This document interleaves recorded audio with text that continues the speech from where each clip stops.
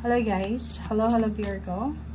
Welcome dito sa aking channel Virgo. Alamin natin ko ng messages, vibration, gabay energy, para sa inyong lahat. Ito ay general reading, so pwede kang makaresonate. Gamitin mo ang iyong intuition sa panunood. Wow, Virgo. Wow, number 16, number 7, number 41, which is 5. Parang nakikita ko yung Taurus dito, okay? Virgo, panoorin mo yung Taurus kasi pwedeng resonate ka doon. Nakikita ko sir dito na yung blessing na matatanggap mo sa last 2 weeks ng November is blessing from your ancestors. Yung mga ancestors mo, yung mga lolo, mga nauna pa sa'yo, na posibleng wala na sila sa buhay mo, nasa spiritual world na sila.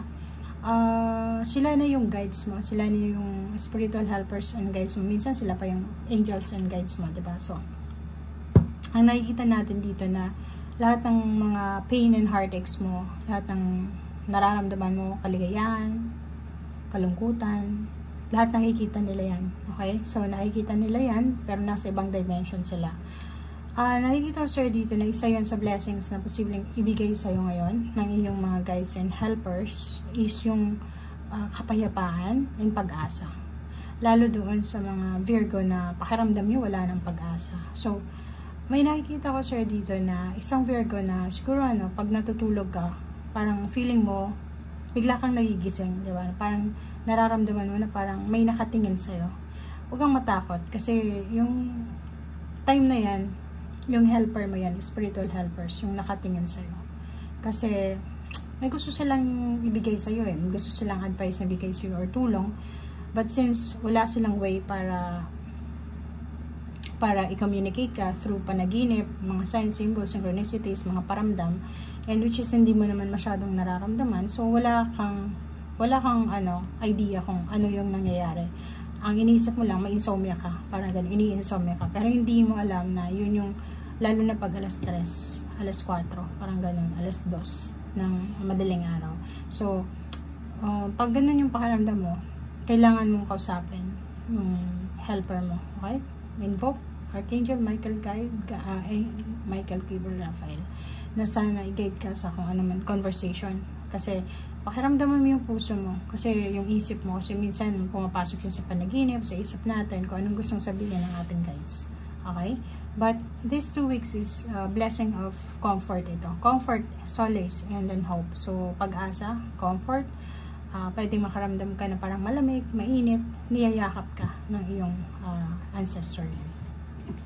Okay, thank you.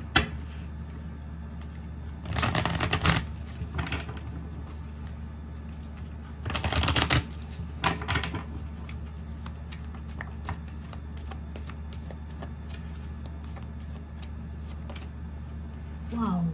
Okay, strategy. So, nakikita ko sir dito na posibleng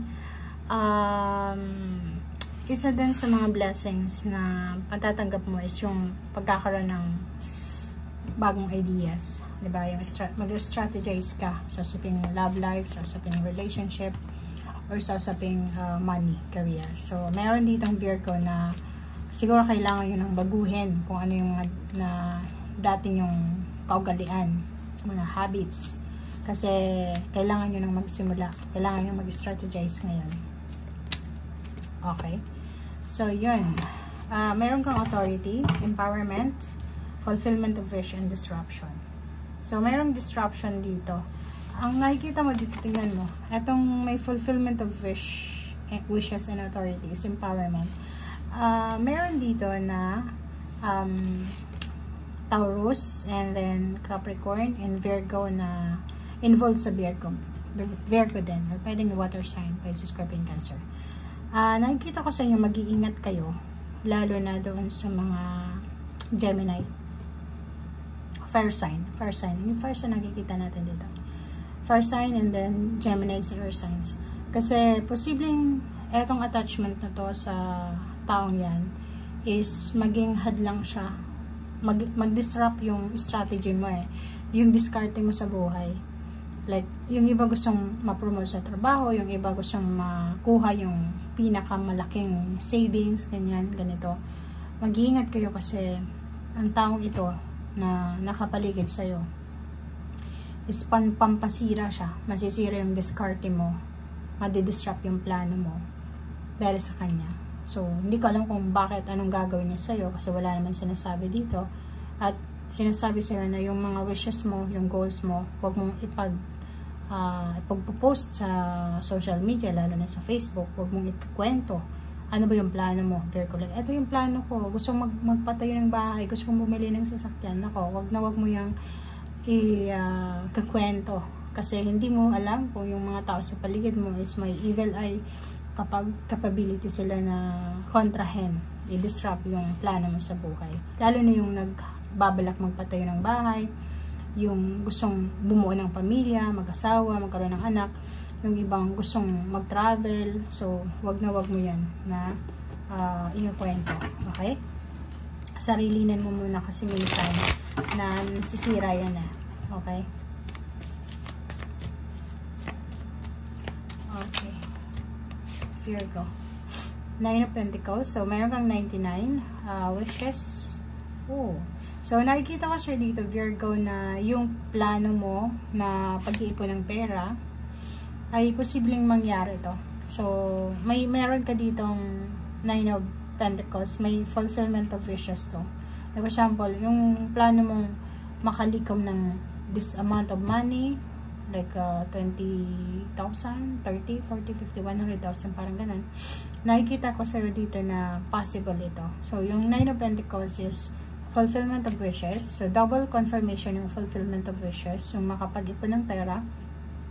Yung iba yung maikasal, mag-travel together, kasama ang buong pamilya, asawa, or magpatayo ng bahay or anumang plano ito. So, yan, di ba? 6 of Swords. This month ng November, katapusan ng November, ito na yung simula ng pagbabago ng buhay mo, lalo na sa financial and emotional. So, para kang yung magbabago ng anyo, diba? Magsha-shed ka ng skin. So, nakikita ko siya dito na may iba sa inyo dyan, Virgo, na sobra kayong excited. Magkakaroon kayo ng feeling of excitement. Yung sobra-sobra kang excited dahil may offer na long distance job para sa'yo. And ang nakikita ko siya dito, itong job na to is talagang deserve mo siya. So, itong Ace of Wands na to is excitement. Sobra kang excited kasi ito yung matagal mo nang pinaplano, minamanifest. So, pwedeng offer siya ng job from other country. Pwedeng yung iba sa inyo dyan, offer ng job from other city. Parang ganun. So, itong Ace of Wands is, nakikita ko sa'yo dito yung eagerness. Parang gustong-gusto mo na talaga na makaalis, diba? Sa Six of Swords, gusto mo nang makaalis para masimulan mo na yung strategy or plano mo. Okay? So, comment down below if yung iba sa inyo dyan excited sa travel, sa movement, sa career move nila or change or so ano man to na gagawin nila na nakikita ko na wala ka nang, parang hindi ka makatulog, hindi ka makapaghintay. Okay? Thank you guys. Bye!